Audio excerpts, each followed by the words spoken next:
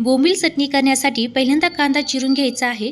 त्यानंतर गरम पाण्यामध्ये स्वच्छ धुवून बोंबील चाळणीमध्ये ठेवायचे आहेत। गरम तव्यावरती 3 मिरच्या आणि लसूण टाकून तेल न टाकता व्यवस्थित भाजून घ्यायचे आहे। आणि आता हे तव्यावरले आपण काढून घेऊया। त्याच तव्यावरती तेल टाकून आपल्याला बोंबील टाकायचे आहे। बोंबील छानसे परतून घ्यायचे आहे। त्याचा कलर चेंज झाला आणि छानसा वास सुटला की आपण ते काढून घ्यायचे आहे।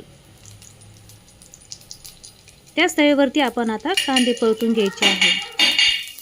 थोडेसे तेल टाकून ती व्यवस्थित परतायची। कांदे फ्राय होतात तोपर्यंत मिक्सरमध्ये बोंबील, मिरची आणि लसूण हे व्यवस्थित ओबडधोबड वाटून घ्यायचे आहेत। त्यानंतर आपल्याला कांदा काढून घ्यायचा। या पद्धतीने आपण बारीक केले आहे। तव्यावरती तेल टाकून हे वाटण यामध्ये टाकून घ्यायचं आहे। लगेचच कोथिंबीर टाकायची आहे। फ्राय केलेला कांदा त्यामध्ये टाकूया।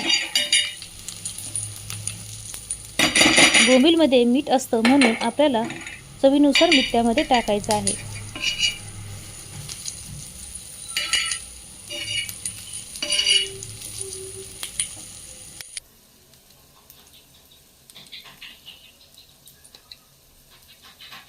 बोंबील चटणी आपली रेडी झाली आहे। आता ही भाकरीसोबत खाऊन घेऊया। अशाच नवीन रेसिपीसाठी चॅनलला सबस्क्राईब करा। धन्यवाद।